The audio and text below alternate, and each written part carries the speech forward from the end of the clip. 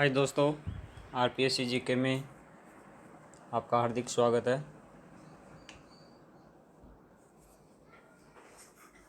ICF bogie का आज part 2 देख रहे हैं आप। तो आइए शुरू करते हैं पार्ट 2। आईसीएफ बोगी के मुख्य पार्ट्स का परिचय। आईसीएफ बोगी में डैशबोर्ड असेंबली ये कहाँ फिट होती है, किसको नियंत्रित करती है? बोगी फ्रेम और एक्सल के बीच की सापेक्ष गति को नियंत्रित करती है। किसको नियंत्रित करती है? बोगी फ्रेम और एक्सल बॉक्स के बीच की सापेक्ष गति को। एंकर लिंक यह अपर बोलेस्टर तथा ट्रॉली फ्रेम के मध्य लगा होता है। किसके मध्य? अपर बोलेस्टर और ट्रॉली फ्रेम के मध्य लगा हुआ होता है। इसका कार्य क्या होता है दोस्तों?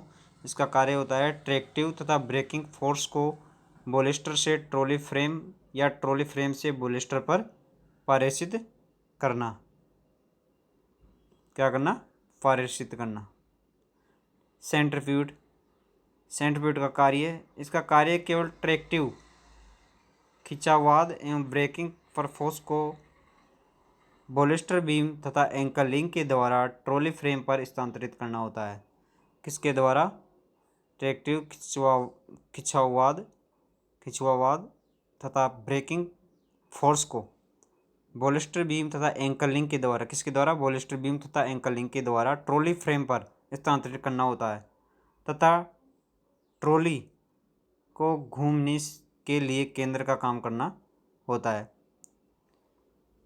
इंक्विलाइजिंग स्टेरॉयड यह अपर बोलेस्टर तथा लोअर स्प्रिंग के मध्य लगा होता है। कहाँ लगा होता है? अपर बोलेस्टर और लोअर स्प्रिंग के मध्य लगा हुआ होता है। इसका मुख्य कार्य है बोलेस्टर स्प्रिंग को लेटरल फोर्स से बचाना। वह लोअर स्प्रिंग बीम को ट्रॉली से बाहर नहीं निकलने देता। यह लोअर स्प्रिंग बीम को ट्रॉली से बाहर निकलने नहीं देता है। अब आईसीएफ बोगी के विभिन्न पार्ट्स और उनके नए और कंडेमिंग साइज क्या है? तो पहला साइड वियर ब्रॉन्ज पीस, जिसकी नया साइज है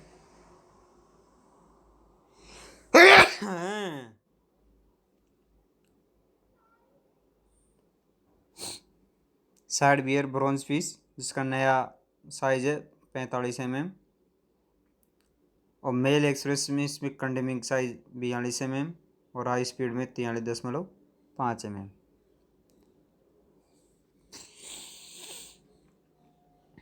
साइड वियर वेयरिंग प्लेट इसके नए की साइज होती है 10 mm। कितनी? 10 mm। और mail express condemning size 8.5 mm और हाई स्पीड में 9.5 mm।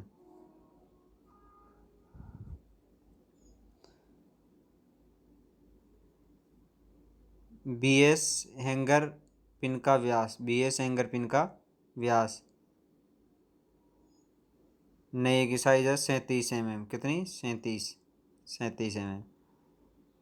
और मेल एक्सप्रेस में इसमें कंडेमिंग साइज कितनी हो जाएगी? 35.5 mm और हाई स्पीड में 36.5 mm। कितनी? 36.5 mm।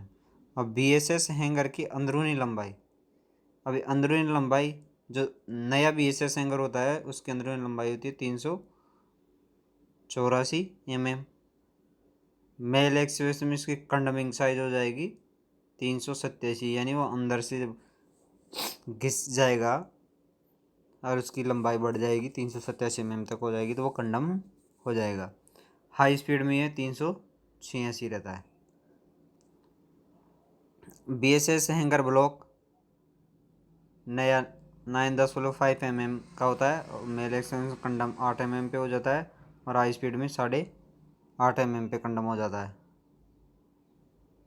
Lower spring seat dia जो नया साइज होता है 140 mm का होता है और कंडम में 140.4 mm और हाई स्पीड में भी 140.4 mm। Guide bush dia, ICF bogie के पार्ट में गाइड बुश का जो डाया होता है उसके नए की साइज़ होती है 140 mm, और कंडमिंग साइज मेल एक्सप्रेस में 138.8 mm, और हाई स्पीड में भी सेम रहती है। Axle box safety U unmodified, axle box safety U unmodified 308 mm।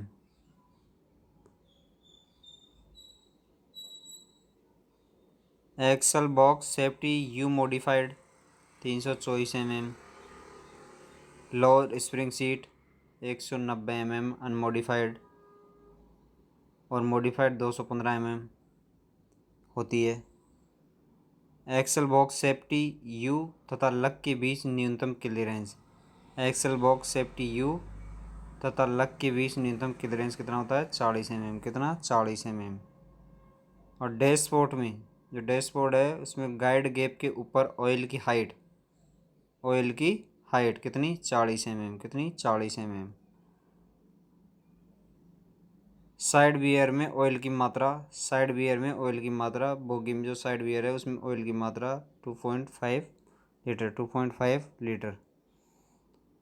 बोलेस्टर safety U तथा लक के मध्य की दूरी, बोलेस्टर सेफ्टी यू तथा लक के मध्य की दूरी अवातानुकूलित कोच में 58 ± 5 mm, और वातानुकूलित में 38 ± 5 mm, 38 ± 5 mm। Break gear pin तथा बुश के बीच में अधिकतम क्लियरेंस, ब्रेक गियर पिन तथा बुश के बीच में अधिकतम क्लियरेंस कितना होता है दोस्तों 1.5 mm, कितना होता है 1.5 mm। Dashboard lower spring seat, जो डैशबोर्ड लोअर स्प्रिंग सीट के नीचे दी जाने वाली पैकिंग 13 mm, 22 mm, 26 mm होती है, और अधिकतम 48 mm की पैकिंग दी जा सकती है। तो कितनी पैकिंग हो गई 13, 22, 26 और 48, 4 हो गई, कितनी 4। तो दोस्तों पूछ सकता है डैशबोर्ड स्प्रिंग की सीट के नीचे कितनी पैकिंग दी जा सकती है, या कितने प्रकार की पैकिंग दी जा सकती है, तो 4 प्रकार की पैकिंग दी जा सकती है।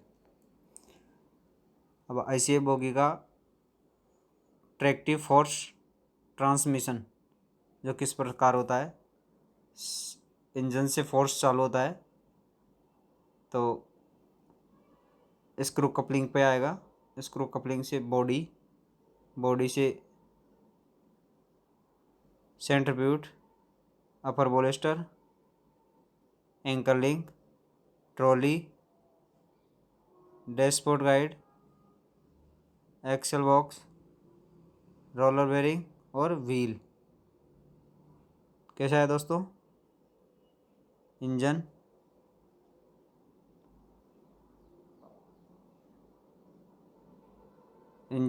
Screw coupling, body, centrifuge, upper bolster, anchor link, trolley, dashboard, axle box, roller bearing और व्हील, लास्ट में व्हील पे। अगर बात करें ब्रेकिंग फोर्स ट्रांसमिशन की तो इसमें कैसे होगा, व्हील, फिर व्हील से रोलर बेरिंग, फिर एक्सल बॉक्स, फिर डैशबोर्ड, एक्सल गाइड, फिर ट्रॉली, एंकर लिंक, अपर बोलेस्टर, फिर सेंटर पिवट।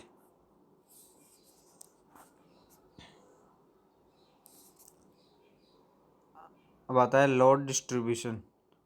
लोड डिस्ट्रीब्यूशन कैसे होता है,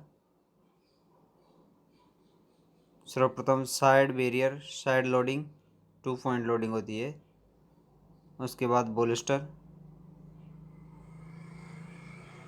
फिर bolster spring, bolster lower spring, bolster suspension anger,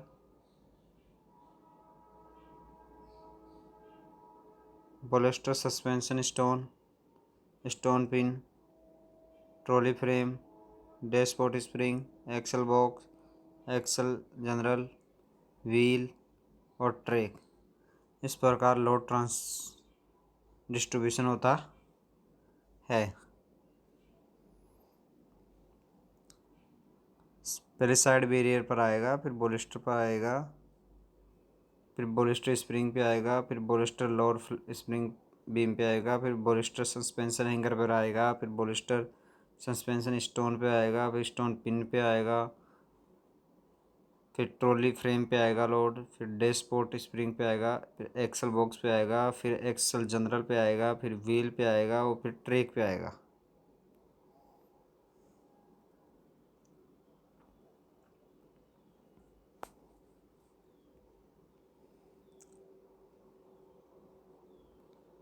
ICF bogie के पार्ट 2 में दोस्तों इतना ही। अब आगे नेक्स्ट वीडियो में बताएंगे। धन्यवाद।